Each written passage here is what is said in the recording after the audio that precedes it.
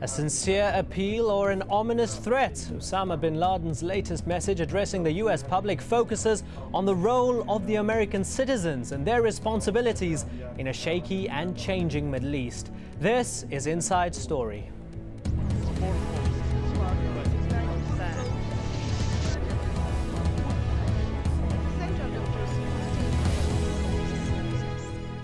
Hello, I'm Imran Gadahn. This time his tone was less threatening than previous messages. Bin Laden accused President Bush of fueling the sectarian war in Iraq and compared the current situation there with the arrogance of the Soviet Empire before its defeat in Afghanistan.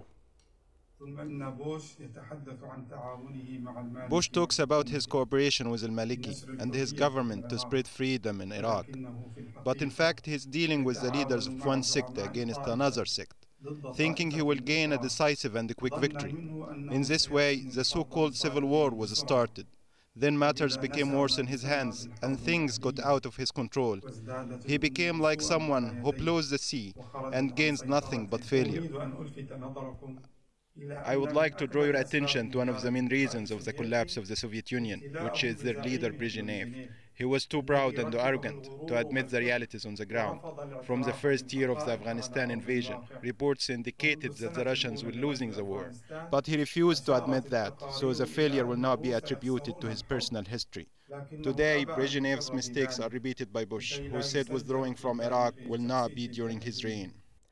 US President George Bush responded by saying bin Laden's remarks are proof that al-Qaeda wants to develop a safe haven for itself in Iraq. The president said he will not allow that to happen.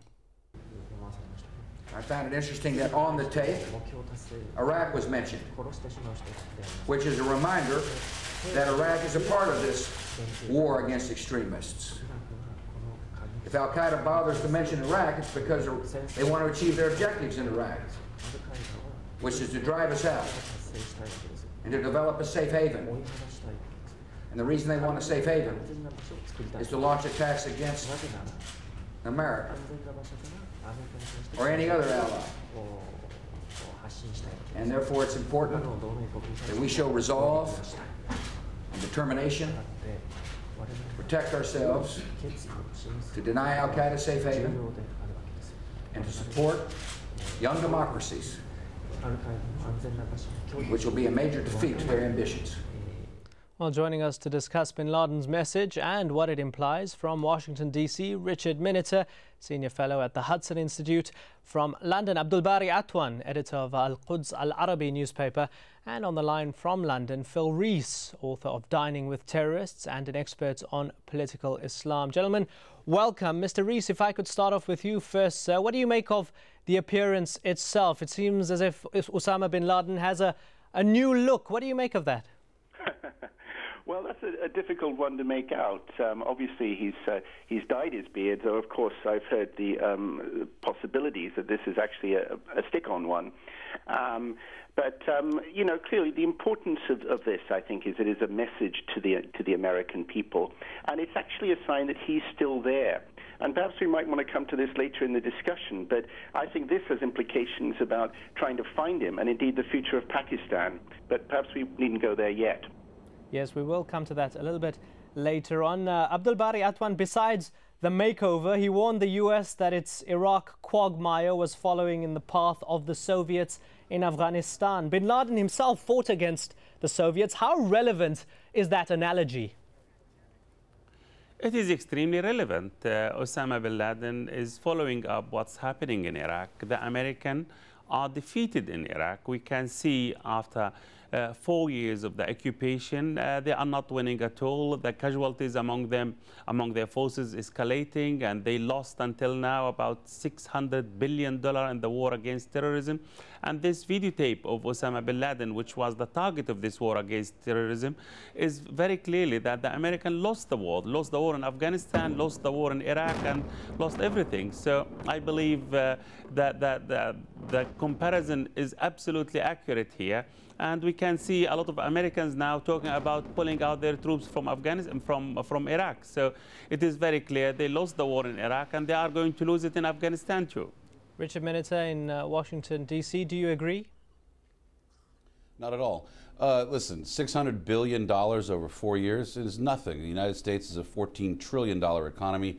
We spend close to $600 billion a year on dairy products.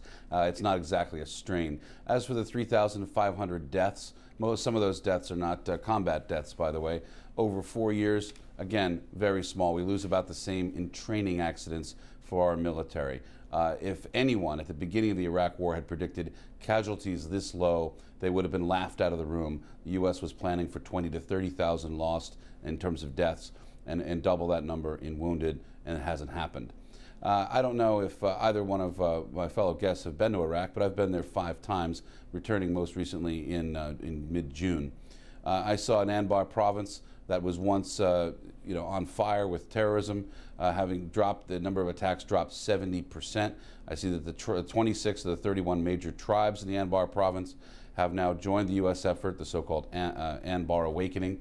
Abdul Sattar al-Rishawi has put that together, and we're now seeing tribal groups in all 18 of the governorates of Iraq are working against the terrorists. And the main reason why they've opposed al-Qaeda is al-Qaeda has taken over their traditional role as the tribal role of administering the Sharia law and decided to administer it according to their own lights. And that is something that has angered the chiefs, as well as the deaths of civilians carried out by foreign fighters, by fighters foreign to Iraq in the name of al-Qaeda. So this has led the tribes to switch sides, which is a major development in the war and is certainly hurting bin Laden's efforts in Iraq and elsewhere. Phil Rees, Richard Miniter has given a glowing assessment of what's going on in Iraq at the moment. What do you think of that, and what do you think Osama bin Laden thinks about that? Well, I think Osama bin Laden realizes that actually most of the world doesn't agree that the United States is winning that war. And the thing is that he's offered a political framework for analyzing that war, and indeed had a sense of gaining the moral high ground through this speech. And I think that this will have a lot of resonance through people certainly in Western Europe and indeed in the United States itself. And I think the interesting part of this speech, to some extent, is that it stressed the political nature of the movement. This wasn't just a madman driven by obscure Islamic jurisprudence.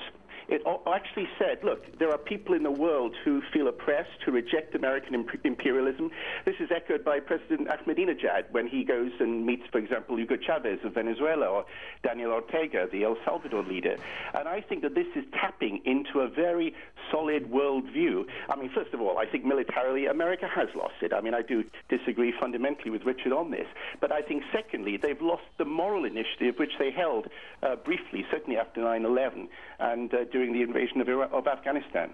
We're talking about the moral initiative and trying to drive a wedge between Western public and their leaders. Abdul Bari Atwan, do you believe that bin Laden can succeed in swaying some civilians in the United States and the West over to his ideology or his way of thinking? Well, I believe he already succeeded in Spain. He offered the Spanish government a truce. If you pull out your troop from Iraq, you will be safe. And it seems this truce is sticking now. The Spanish government listened to him. The same thing happened in other parts. So, but, let me go back to what Richard said. He painted a very rosy picture about the situation in Iraq.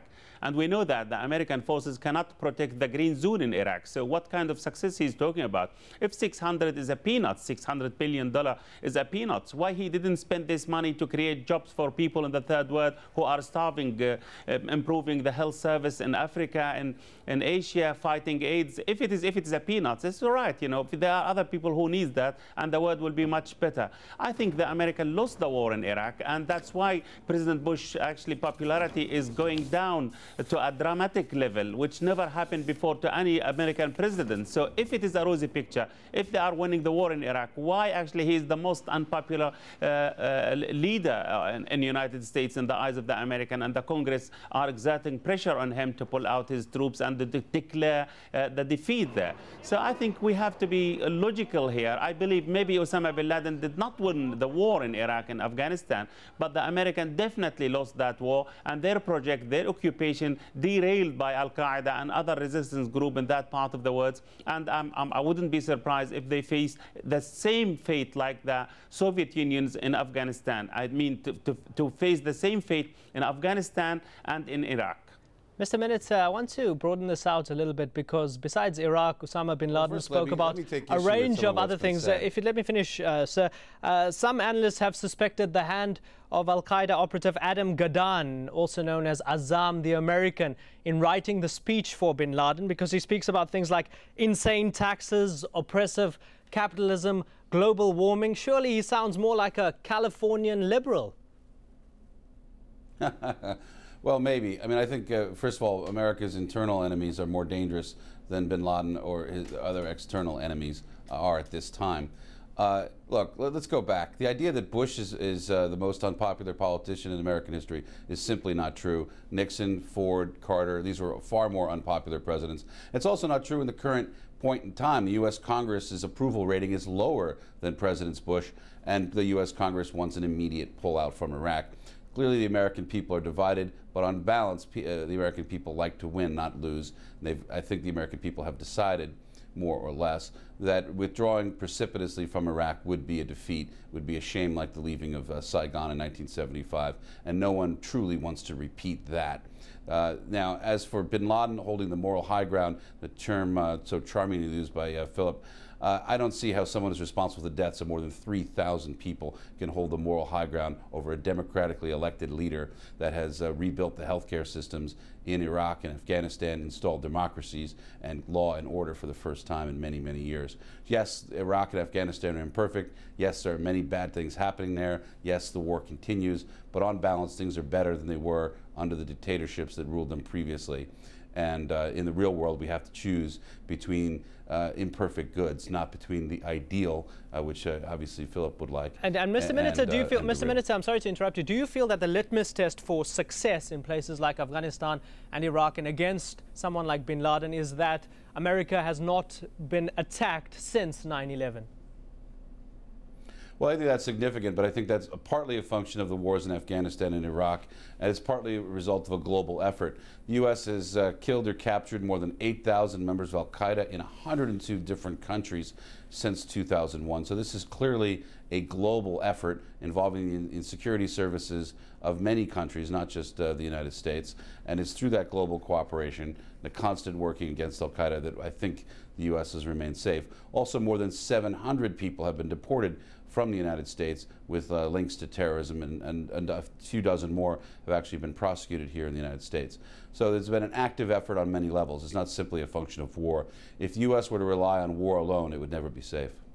All right, gentlemen, stay with us. Time for a short break. When we come back, we'll ask who stands to benefit from bin Laden's statements, Al-Qaeda or the Bush administration? And are the American public to blame for re-electing President Bush? Stay with us.